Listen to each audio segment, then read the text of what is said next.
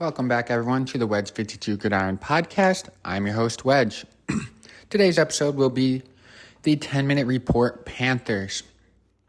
Before we jump in today, please make sure you guys follow me here on Spotify, as well as on Instagram at Wedge52 Gridiron. And make sure you guys are tuning in every single day, as I'll be posting a 10-minute report every single day of July. For those of you who are unfamiliar with the 10-minute report, it's where I take 20 minutes of study plus my already established knowledge and create a 10-minute podcast based on that information. So let's jump into today's 10-minute report on the Carolina Panthers.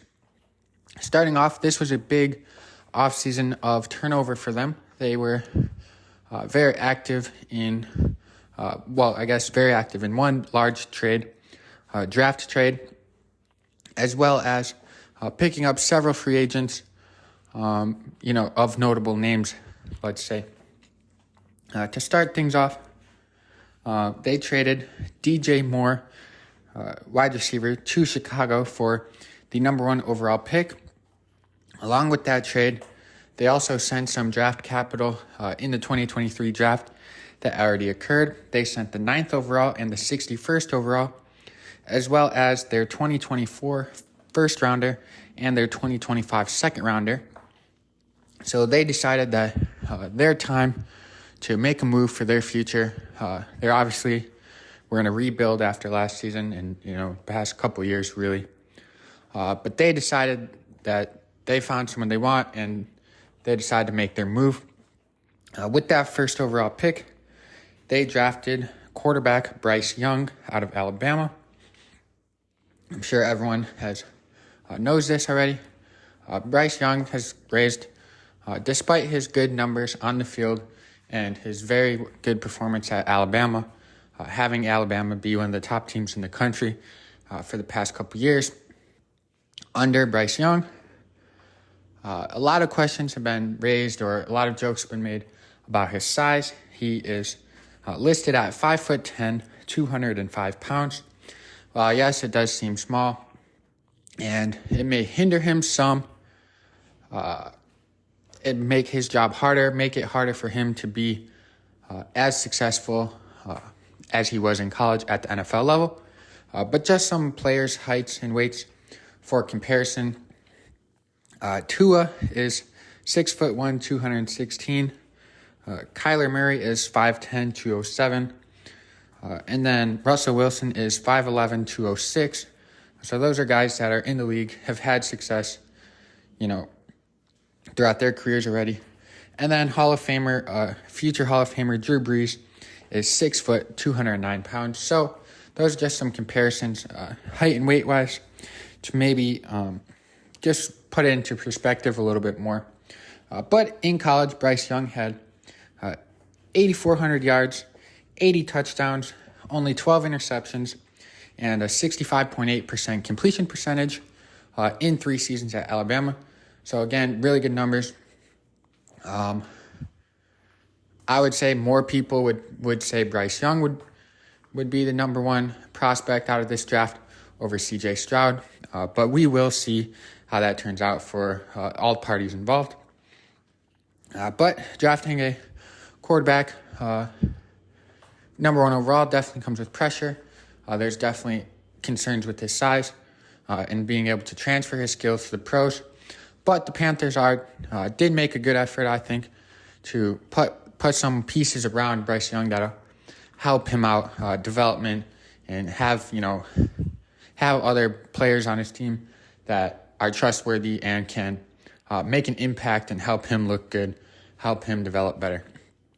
One of those is they signed a veteran quarterback free agent Andy Dalton to a deal, whether it be Dalton starting beginning of the season or just being a mentor. Either way, Andy Dalton has been above average quarterback, serviceable quarterback for a majority of his career, and he definitely has a lot of insight that he can give to Bryce Young, whether it be by showing or by telling. Along with that, they picked up free agent wide receiver DJ Chark, who has really kind of been an under-the-radar receiver, I would say. Always makes a couple big plays a year. In 5 seasons in the league, he has 2,500 yards and 18 touchdowns. So not bad. And then also, the Carolina Panthers picked up wide receiver Adam Thielen out of free agency. We all know he's had some good plays, clutch moments as a Minnesota Viking. In 9 seasons for him, he has 6,700 yards and 55 touchdowns. Again, very good numbers. With combination of Thielen and Chark, they will definitely, provide good options for whoever is deciding to start at quarterback, especially without DJ Moore. They also have Terrace Marshall Jr. still, who I believe was drafted 2 years ago. I could be wrong. And then they also drafted second-round wide receiver Jonathan Mingo out of Ole Miss. So they're hoping that Mingo and Marshall, one of them or both of them, can develop and, kind of be younger faces of the wide receiver room for years to come, as DJ Chark has probably got some good seasons left, but Adam Thielen is on the older side now. They also added some weapons in the tight end room, namely Hayden Hurst, who was most recently in Cincinnati. Last season, Hayden Hurst had 400 yards and 2 touchdowns. So good numbers, decent numbers. He also has performed, relatively. I without looking at the numbers, I would say his numbers were pretty similar to those from last season while he was in Atlanta, as well as when he was in Baltimore before them. And then in the backfield, they picked up free agent running back Miles Sanders, who last year had himself a year for the NFC champ Philadelphia Eagles.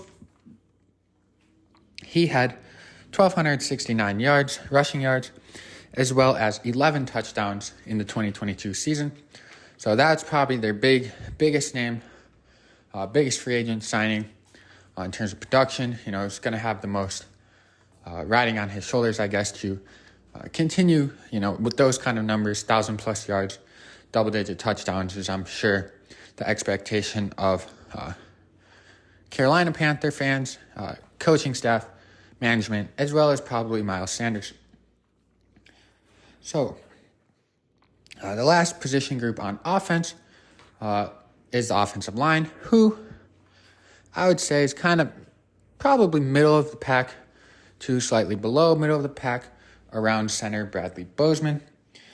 They're hoping for a increase in production or, just development from Ikem Ekwonu, who last year's draft pick.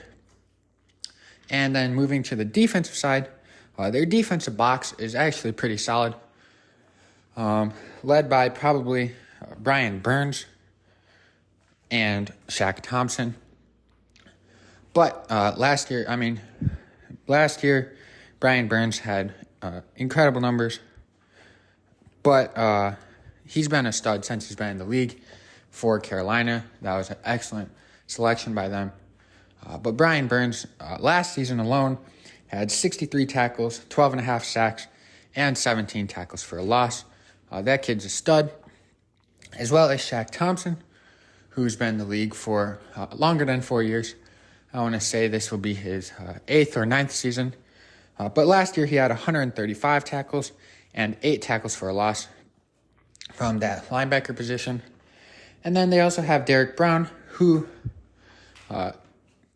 showed quite a bit of improvement last season on the interior D-line. So they're hoping for another jump in development from him.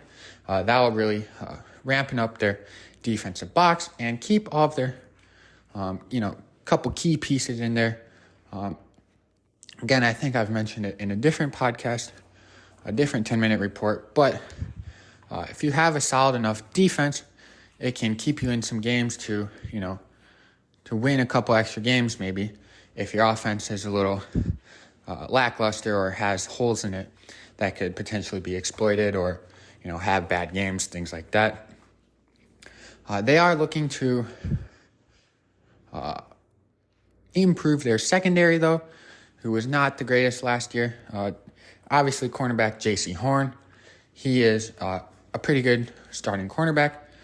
Last season, he played in 13 games, and he managed 53 tackles, 7 pass defenses, and 3 interceptions. So, pretty good numbers. They would definitely be hoping for him to do that again next season, and they would be hoping for him to get a full 17-game season, as I believe his rookie year, he only played in about half the games due to injury as well. So they're really probably just hoping for a healthy season from him. And then they picked up free agent Von Bell, who was recently in Cincinnati. Strong safety. He had 77 tackles, 8 pass deflections, and 4 interceptions last year. So they're hoping that J.C. Horn can continue to perform well, and that Von Bell addition can boost up their secondary, and they could actually have a middle of the pack to above average defense, especially in the division that they play in. So I'm about 30 seconds over my 10-minute mark, which leaves me with just one thing, and that is my record prediction for the Carolina Panthers 2023 season. I predict that they will go 7-10. Once again, thank you all for listening. Please make sure to follow me here on Spotify, as well as on Instagram at Wedge52Gridiron, and check back daily or go back and listen to my other 10-minute reports. Thank you all. Go Ravens.